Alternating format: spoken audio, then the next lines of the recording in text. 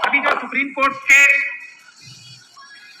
हाथ मजबूत करने के लिए एक इंप्रेशन ये सरकार द्वारा दिया जा रहा है कि जिस प्रकार से वो देश के सारे संस्थानों को दबाने की चेष्टा कर रहे हैं और दबा रहे हैं, ये इंप्रेशन आरएसएस और बीजेपी की सरकार पूरे देश में बहुत साफ तौर पे दे रही है।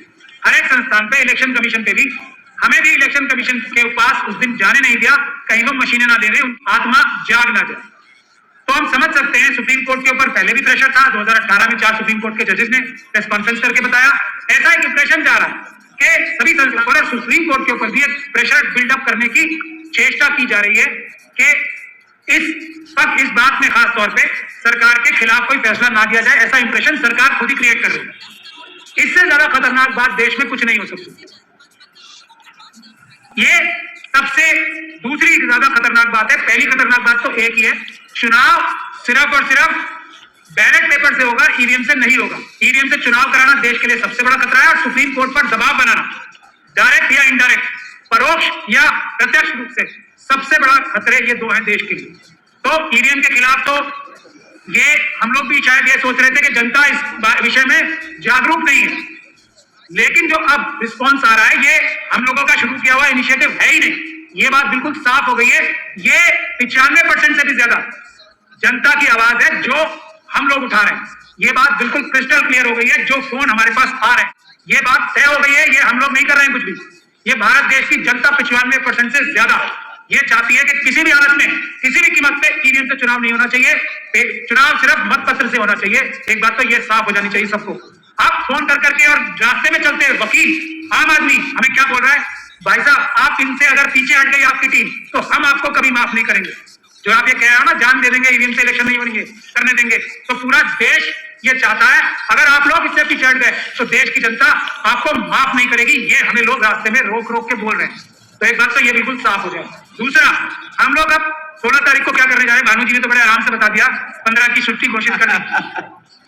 लेकिन ये छुट्टी क्यों घोषित कराई गई है, ये भारत देश की जनता की आवाज कितनी मजबूत है इस बात का इशारा ये सरकार कर रही है कि 15 तारीख को हमारा मार्च जो हमने अनाउंस कर दिया था वो 15 की छुट्टी भी कर दी। क्योंकि ये मार्च हम सिर्फ और सिर्फ हम नहीं चाहते कि बहुत बड़ी संख्या में लोग आए। मैं आपको फिर बता रहा हूं, सिर्फ और सिर्फ 16 तारीख को वकीलों का मार्च करने का हमारा ऐलान था। तो उससे भी आप लोग समझ सकते हैं कि 15 तारीख को छुट्टी डिक्लेयर हो गई। मैं उससे कमेंट नहीं करना चाहता, लेकिन एक एक वकील हमें, अब ये जो वकील अलग अलग समुदायों से भी आते हैं, अलग अलग ग्रुप से आते हैं, जो सरकारी वकील है, मैं आपको ये मजेदार बात बता रहा हूँ, वो भी हमारा और भानु भाई का और दूसरे जो गौतम साहब हैं, जितने हमारे लॉयर्स हैं, उनका हाथ पकड़ पकड़ के बोल रहे हैं भैया इससे पीछे मत हट जाना, हम आपको माफ नहीं करेंगे। ये हमारे साथ हो रहा है। तो हम लोगों ने अब कोई शक और शुबे की गुंजाइश नहीं है। अगर हम लोग को ये मार भी दें, ये तानाशाही सरकार हम लोगों को मार भी दे, तो हम रुकने वाले नहीं है। ये जनता की आवाज है। तो 16 तारीख को सुप्रीम कोर्ट को, और ये हमारा फर्ज भी है, सुप्रीम कोर्ट के जजेस ने 4 जजेस ने गुहार भी लगाई थी और इनडायरेक्टली बहुत सारे रिटायर होकर चीफ जस्टिस बोलते ही रहते हैं। हमारी जिम्मेदारी है देश की जनता की, सुप्रीम कोर्ट के साथ खड़े रहकर उसे जनता का भी सुप्रीम कोर्ट बनाए कि आपसे ऊपर हम किसी को नहीं समझते, आप निष्पक्ष रूप से फैसला करो, जनता आपके साथ खड़ी है और जस्टिस डिलेड जस्टिस डिनाइड होता है इस फैसले में। इसका कोई लॉजिक नहीं है। यही हम गुहार लगाने जा रहे हैं कि जब आपने खुद ही सुप्रीम कोर्ट ने बोल दिया कि वीवीपैट वाले जो वोट होते हैं वही वोट होते हैं, तो ये 1 रुपए की मोहर क्यों नहीं लगाते आप, 1 रुपए के खर्चे वाली, ये हजारों रुपए की पूरी 3 मशीनें खरीद के और उसका एक लंबा प्रोसेस करने की क्या जरूरत है।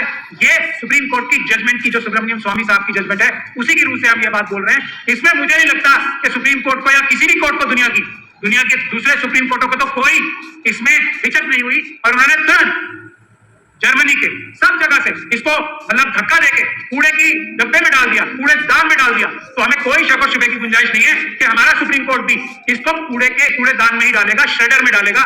लेकिन अगर ये इंप्रेशन सरकार क्रिएट कर रही है कि हम सुप्रीम कोर्ट को भी, जैसे हमने विपक्ष के नेताओं को, जैसे प्रेस के लोगों को दबा लिया है, हम लोग डरा लेते हैं ईडी, सीबीआई और पता नहीं कितनी एजेंसीज के जरिए, हम शायद सुप्रीम कोर्ट को भी दबा लेंगे। ये भारत देश की जनता और इस देश के वकील जो ऑफिसर्स ऑफ द कोर्ट है वो नहीं होने देंगे।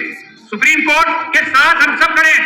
बिल्कुल कोई सुप्रीम कोर्ट पे दबाव इस सरकार को बनाने नहीं दिया जाएगा। यही डिमॉन्स्ट्रेट करने हम लोग 16 तारीख को पटियाला हाउस के गेट नंबर 4 से, उसी जगह जिस जगह से 5 तारीख को प्रोटेस्ट या एक मार्च डेलीगेशन लेके गए थे हम, उसी तरीके से एक डेलीगेशन सिर्फ और सिर्फ वकीलों का 16 तारीख को गेट नंबर 4 पटियाला हाउस के गेट नंबर 4 से और 3 बजे gate number 4 Patiala house court 16 तारीख 3 बजे हम सभी वकीलों से दिल्ली और आसपास के क्षेत्रों से या बाहर से भी कोई वकील आना चाहे, देश के जिस भी हिस्से से वकील आना चाहे, सिर्फ वकीलों का मार्च नहीं है, ये एक तरह का डेलीगेशन है। फिर हम जाके सुप्रीम कोर्ट के साथ खड़े रहेंगे, उनके सामने एक जनता की दीवार बनके कि कोई हिम्मत ना करे सुप्रीम कोर्ट पे किसी प्रकार का प्रेशर बनाने की। ये एक सिंबॉलिक हम लोग मार्च। और इसमें एक बात मैं आपको और जो ईवीएम का डिमॉन्स्ट्रेशन हमने उस दिन जंतर मंतर पे किया था, हम चाहते हैं ये सुप्रीम कोर्ट के बाहर भी हो और उससे बेहतर डिमॉन्स्ट्रेशन हो कि जो दूध का दूध पानी का पानी कर दे। जो लोग ये इलेक्शन कमीशन के बोल रहे हैं अभी कि हमारी मशीनें ठीक चल रही हैं और हमारी मशीनें ठीक नहीं चल रही, हमने दिखाया ना हमारी मशीन भी तो ठीक चल रही थी। हमारी मशीन क्या कह रही थी? धांधली हो सकती है। उनकी मशीन क्या कह रही है? धांधली नहीं हो सकती। तो भैया दोनों ही चीजें सच है ना। हम अपनी मशीन उन्हें देने को तैयार है, वो अपनी मशीन हमें देने को क्यों तैयार नहीं है? यही हम सुप्रीम कोर्ट के सामने भी डिमॉन्स्ट्रेट करेंगे कि हम सच्चे हैं और ये झूठे हैं और इलेक्शन कमीशन के ऊपर दबाव बना के ये झूठ साबित कराया जा रहा है। यही हम आप सब लोगों से भी गुजारिश करते हैं। एक आखिरी चीज, ये सरकार को, खास तौर पर अमित शाह साहब को, ये हम गुजारिश समझ लें, वार्निंग समझ लें या जो भी समझ लें, इस देश की ऑपोजिशन के ऊपर प्रेशर बनाना बंद कर दो। इस देश की प्रेस के ऊपर प्रेशर बनाना बंद कर दो। प्रेस को पुलिस से दबाना बंद कर दो। ये अच्छी बात नहीं है। जनता जाग गई है, जनता उठ खड़ी हुई है।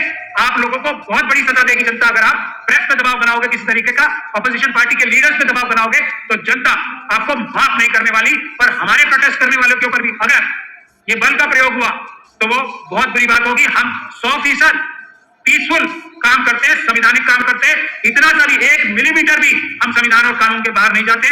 पुलिस का प्रयोग करके ये हम पे हमले, जो क्रिमिनल हमले कराने हैं वो बंद कर दिए जाएं। हम पीसफुल हैं, पीसफुल रहेंगे और आरएसएस के गुंडों को भी किसी प्रकार का वायलेंस नहीं करने देंगे।